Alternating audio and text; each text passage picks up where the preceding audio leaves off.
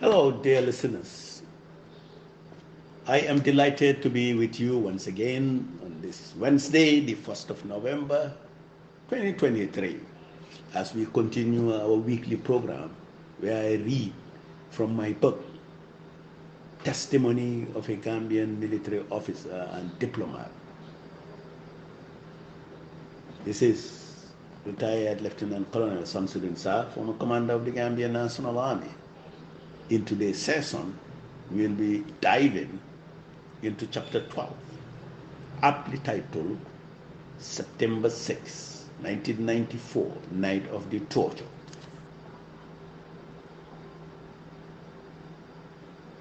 Night of the Torture. Morning arrived, and the realization that I couldn't brush my teeth or take a shower amplified my already somber mood. Breakfast emerged in the form of pap, a sugar-laden porridge served from a laundry pan. At first sight, I vowed never to eat breakfast while under detention if that was what they had to offer.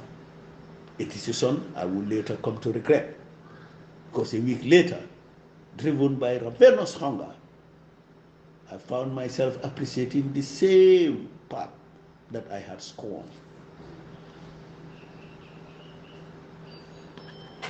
To our relief, members of the Gambia Red Cross paid us a visit that day, meticulously recording our names, our cell numbers, and the conditions of our detention.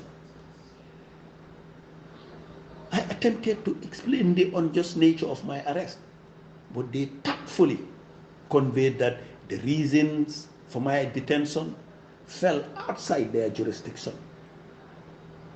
Their primary purpose was humanitarian, aimed at ensuring our well-being and documenting our living conditions. While initially disappointed, I later came to appreciate this gesture, especially when our lives were seriously endangered by members of the military council just 2 months later in September.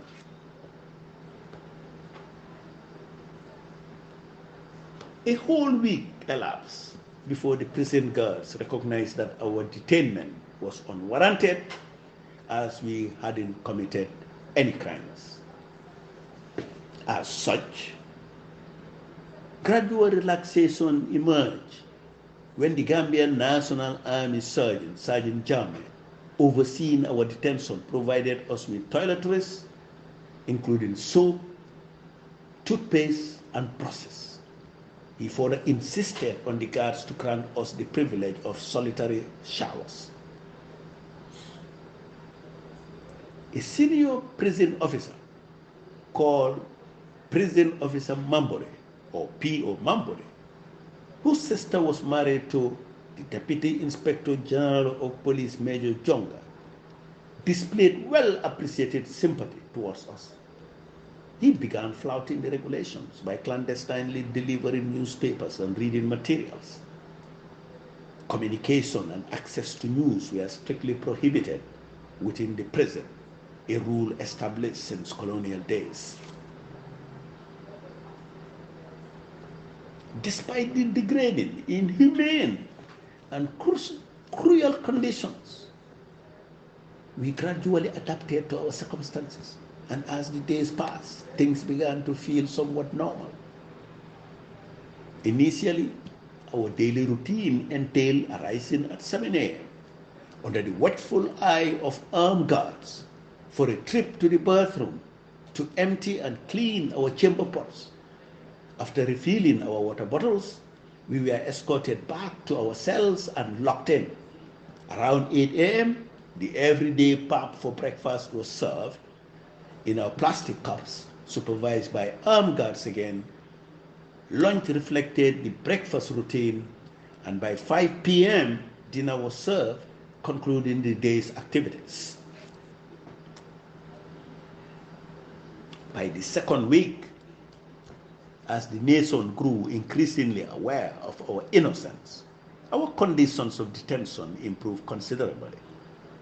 Even the prison guards on duty began to loosen their strictness, openly expressing their discontent with the unjustness of our imprisonment for no wrongdoing. Some were genuinely empathetic, extending their willingness to help us establish contact with our families from whom we had been estranged since our detention. And in a departure from regulations, we were provided with pens and papers to correspond with our loved ones. I wrote letters to both my wife and mother, explaining our innocence and recounting the details of my arrest and detention. The soldier tasked with delivering the message to my wife returned the following day with her response. She assured me that understanding the kind of person I was, I shouldn't dwell much on her emotions. However, she revealed that a pervasive rumor had spread throughout the country, suggesting that I had orchestrated an unsuccessful counter-coup. Some even went so far as to claim that I had shot Chairman Jammeh 5 times, only to have the bullets bounce off his bulletproof charm-protected skin, falling harmlessly to the floor. And according to the tale, Jammeh had then overpowered me, summoning the guards to take me into custody. In a recent incident at her workplace, my wife encountered a strange person who berated her for marrying a man perceived as greedy and disloyal. The man had accused me of ingratitude towards Jammeh after he appointed me as a state minister, alleging that I had attempted to eliminate the chairman to seize his position. Of all the revelations in her detailed 3-page letter, one detail stood out. She was still residing in our government-allocated residence in Bakar.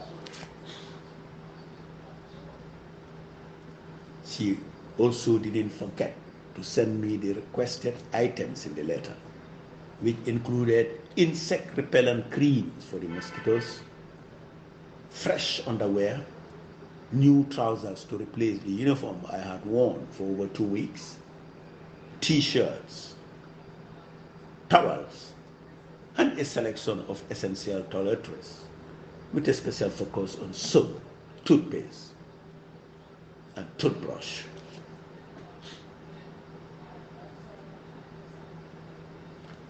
As for my former position as Minister of Trade and Industry, it had been assumed by Jammeh's uncle, one Johnny P. Banjang. Similarly, Captain Charan's role had been given to another family member of the chairman, Sarah Rafi Oga. Additionally, we read from the smuggled papers that Mr. Babukar Banja Drame, BB Drame, had returned from Dhaka and reclaimed his position as Minister of Finance.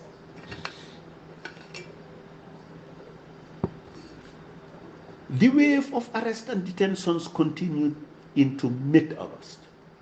Interestingly, Captain Rahim Kamba, who had been briefly appointed Chief of Staff at the State House, was also apprehended in August.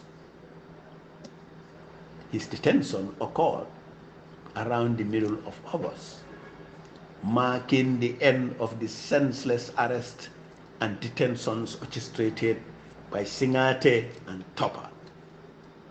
But days before Captain Rahim's detention, Second Lieutenant Alaji Kinte was arrested and imprisoned.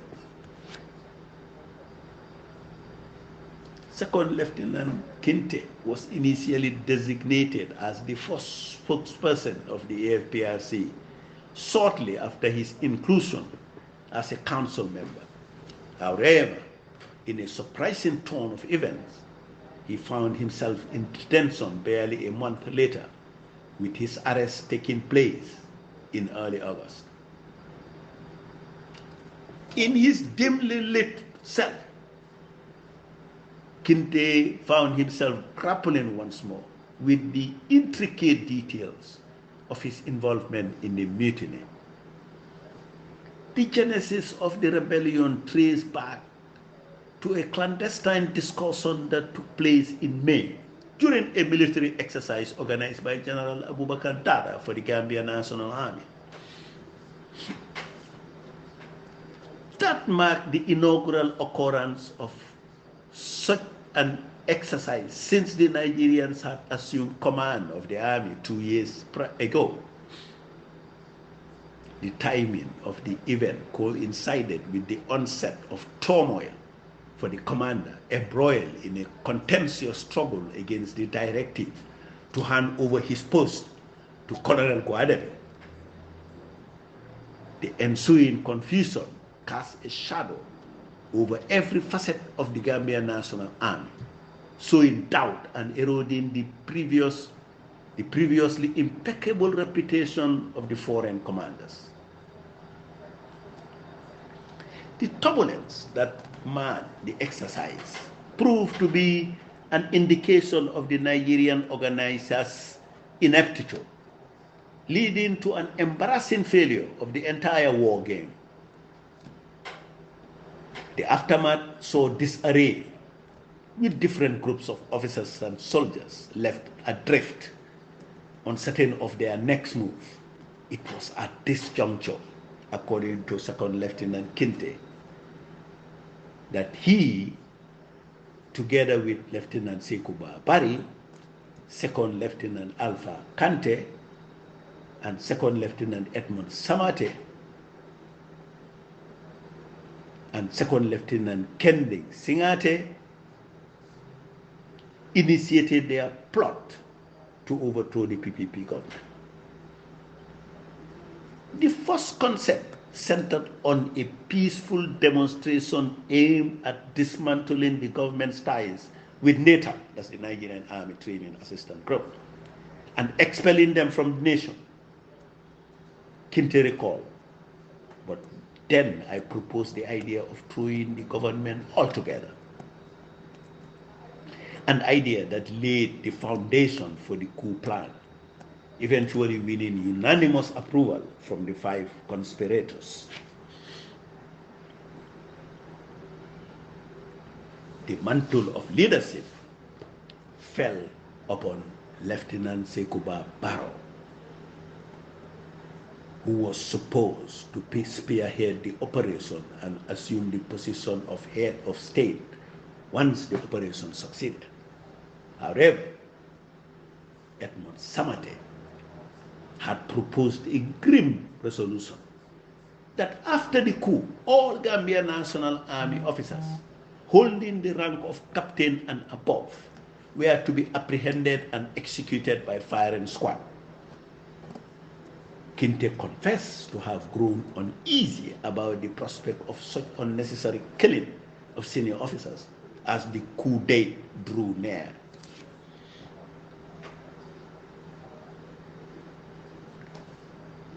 As the fateful day approached, a wave of doubt swept over some of them.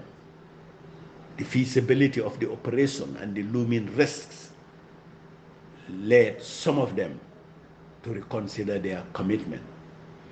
Lieutenant Barry advocated for a postponement of the date, urging that the coup wait until the year's end and not when President Jawla returned from his London vacation that July.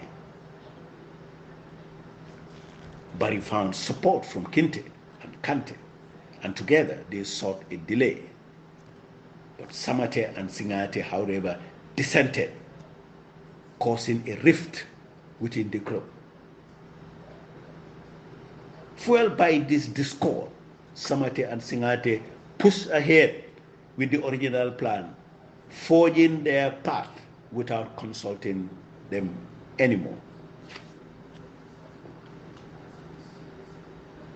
Kinte's arrival further brought valuable insight into the inner working of the young officer's government. While some of his information was encouraging, he also revealed a troubling detail about Edmond Samate, who was persistently lobbying the council members to approve the execution of all detainees.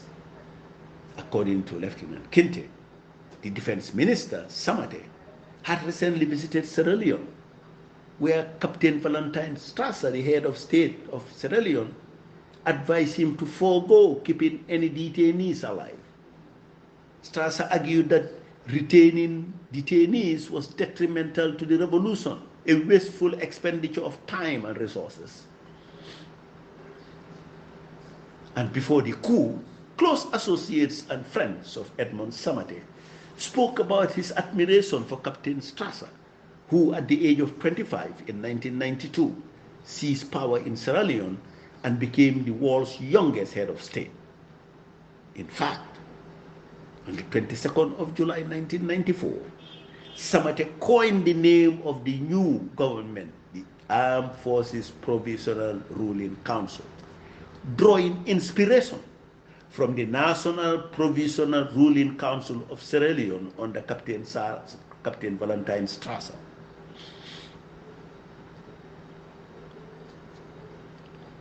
But as Kinte later clarified, Samate's unsuccessful attempt to sway his colleagues towards mass execution was as a result of Chairman Jane's stern warning against ever discussing the execution of any soldier, especially those detained at the prison. Anyone who ever brought that up here again, Jane had warned him, will be arrested and detained along the detainees. Notwithstanding, doubts lingered among most of us concerning Kinte's account, with suspicion that he might be defaming the character of Edmond, an officer and a gentleman.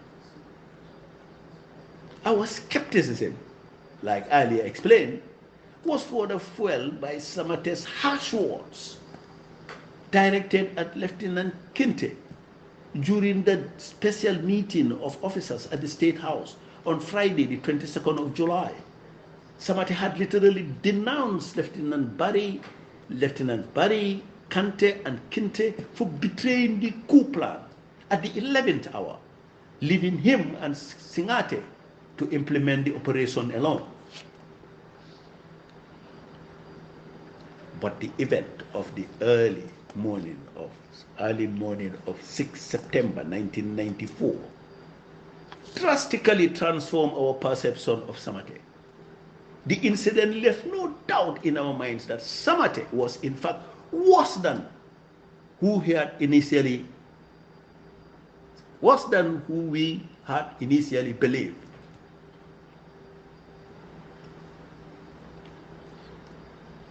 Now let me read that section again.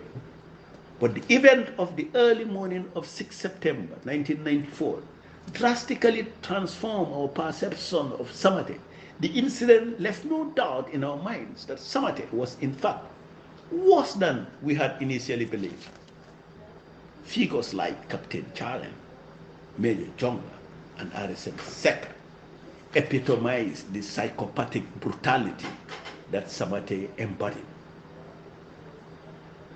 On the 6th of September 1994, roughly 2 months after the coup, all the coup leaders, excluding Chairman Haja Jane, had gathered at the Mile 2 Central Prison around 1 a.m. to subject 3 detainees to severe physical torture.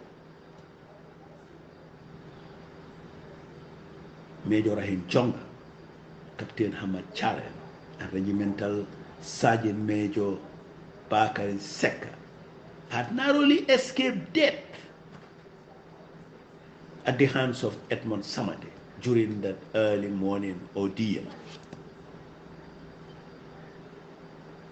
We were all asleep when the sound of locks and chains being unbolted from the iron doors to our cell block awakened us.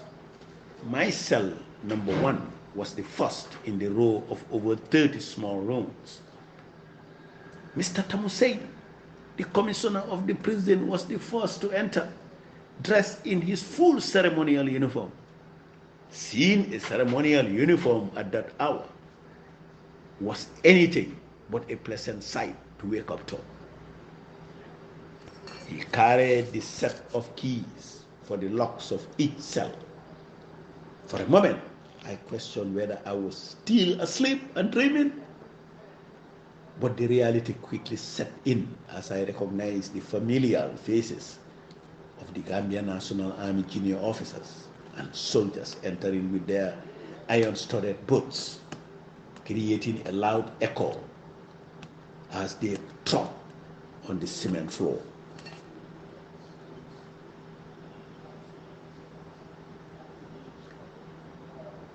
Captain Edmond Samate strode in, followed by the heavily armed contingent of soldiers. Each of them held an AK-47 rifle, grenades conspicuously attached to their battle dresses. Samate, still holding the position of Minister of Defense, led the procession. Captain Kending Singate, Captain Keba Topper, Vice Chairman of the Military Ruling Council and Minister of the Interior respectively, entered next, their rifles gripped firmly like their comrades. Edmond Samate began to address us, the detainees, remarking on the public's comparison of their government to that of Uganda's Idi Amin.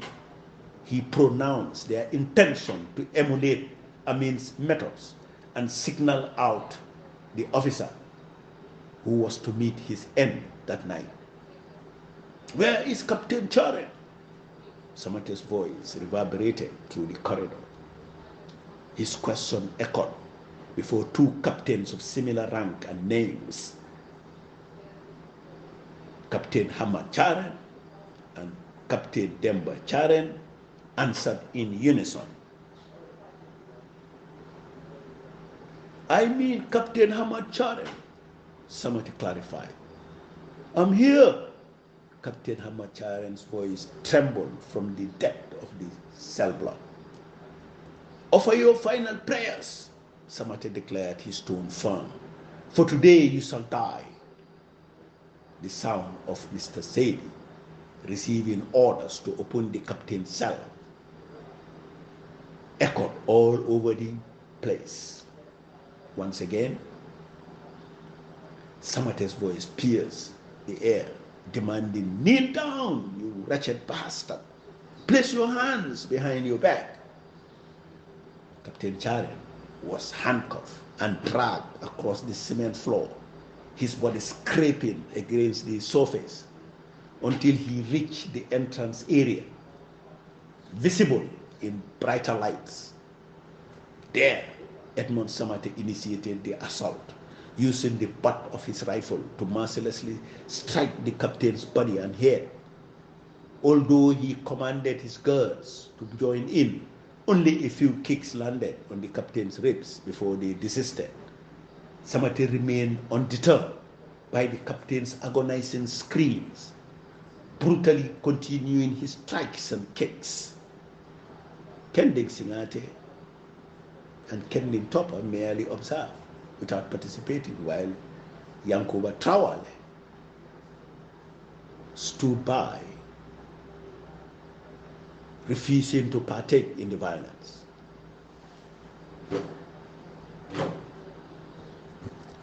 It was solely Edmond Samate's brutality on display.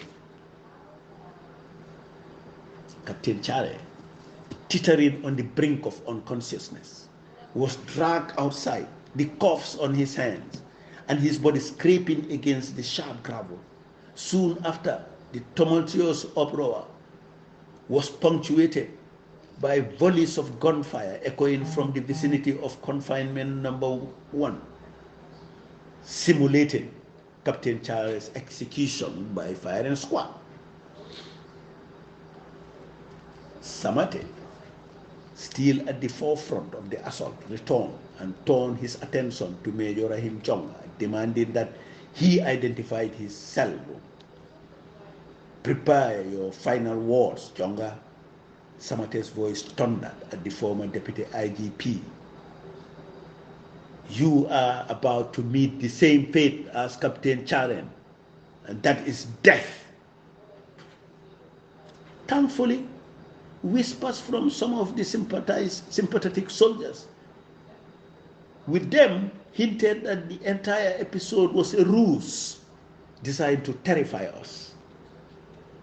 However, whatever the true intent, the physical brutality I had borne witness to was undeniable, as was the blood seeping from Captain Charen's head as he was hauled away. I thought I was going to be the next victim. Captain Charen and I were the only GNA senior officers simultaneously appointed as ministers after the coup, and we were both subsequently arrested and detained on the same day, 27th of July. I therefore had to fear for my safety. As we languished in our dimly lit cells, the heavy pounding of my heart echoed the fear that gripped me. After subjecting my fellow officer to a brutal torture session, Edmond Samate and his cohorts returned. He continued his senseless beating with Major Jonga, the next unfortunate target. I watched helplessly from my cell, horrified by the brutality unfolding before my eyes. Once Jonga was dragged away in handcuffs, the ominous sound of gunshots pierced the air again. Their attention then turned to Regimental Sergeant Major Bakari Sek,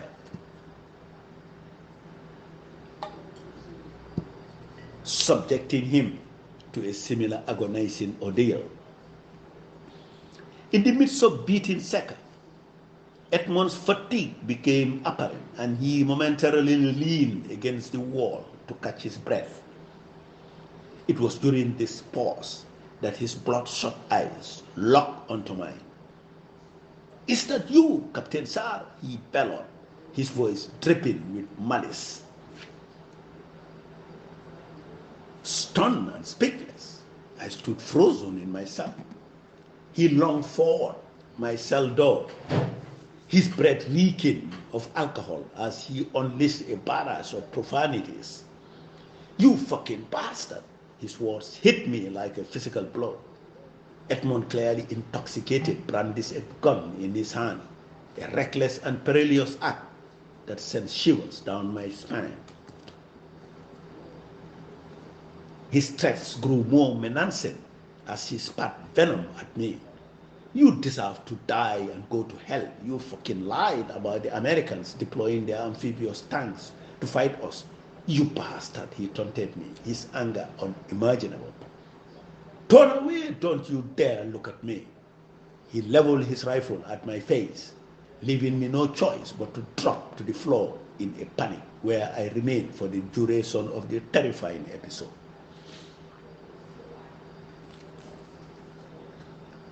Before departing, Edmond spared no cruelty. He struck Captain Mamadi Sane with brutal slaps and chastised Lieutenant Moro Mendy for allegedly being a puppet of the Nigerian commanders who had overseen the Gambian National Army for the past 2 years. With a chilling promise to return, Samate left, leaving me to contemplate the impending nightmare. Subsequent information revealed that the previous night, the torturers had arrived at the prison, their anger magnified by Samate's increased intoxication. Fortunately, the prison officer responsible for the cell block keys, P.O. Mambore, yes, the same P.O. Mambore, our sympathizer, was not found there. He had caught wind of their impending arrival to teach the detainees a lesson, and had vanished with the keys to an undisclosed location. Mamburi, a senior officer in the prison guards chain of command, was arrested and detained the next morning, confined with us to a vacant cell deep on the row of rooms. The reason for his arrest had remained undisclosed until the night after the torture.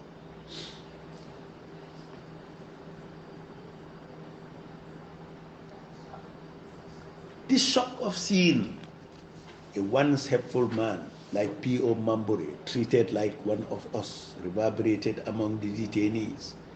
Our detention conditions deteriorated once again as our freedom to shower, access the open yard, and even use the toilets became severely restricted. Prison officer Daniel Sambu, an unsympathetic senior guard, assumed authority. We later learned that Sambu shared the same ethnic background as Chairman Chabi and hailed from the same village, Kedula. Following this terrifying incident and their promise to return the next day, purposely for me, any lingering doubts about Kinte's portrayal of Samate, the monster, were swiftly dispelled. Concerns deepened among us, especially regarding the potential return of the torturers. While I had brushed off the previous events as intimidation tactics, I couldn't shake the conviction that Edmond Samate might be trying to implement Captain Strasser's lethal recommendation, possibly trying to accidentally kill one of us and using it to justify a mass killing.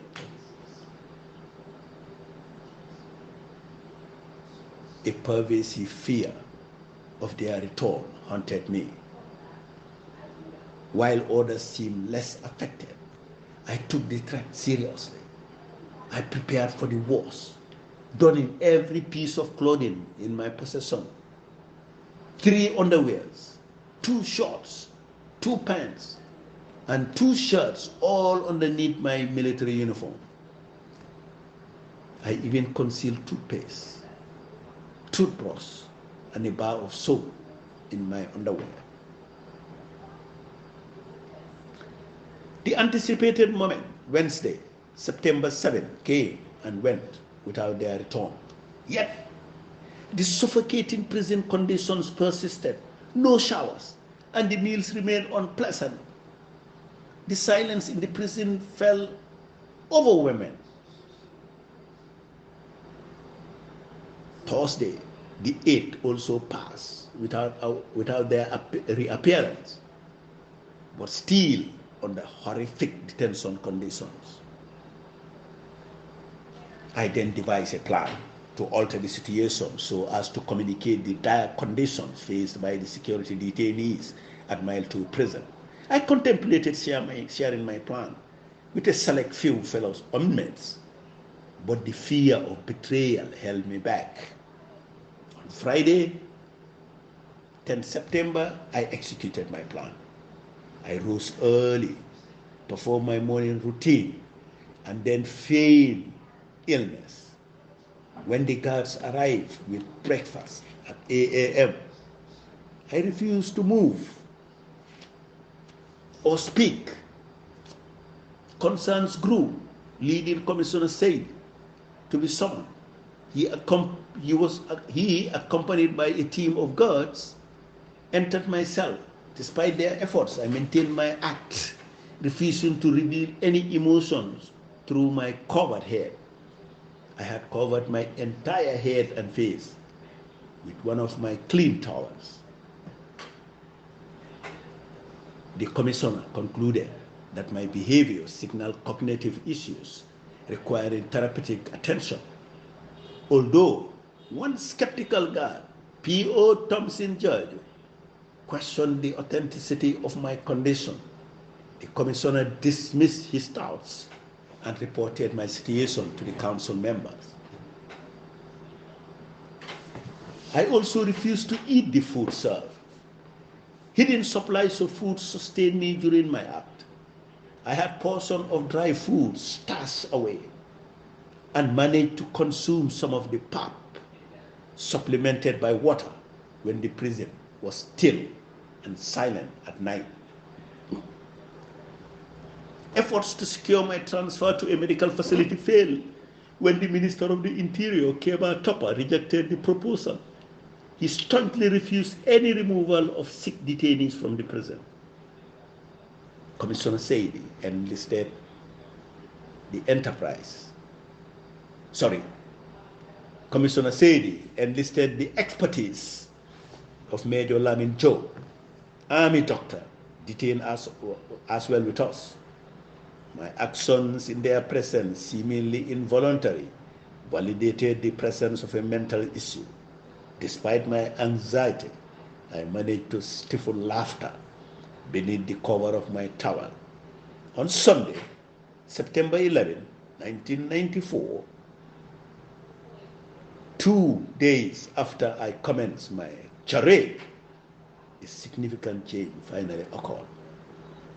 To know about that change, follow me on chapter 13, next session. Thank you very much.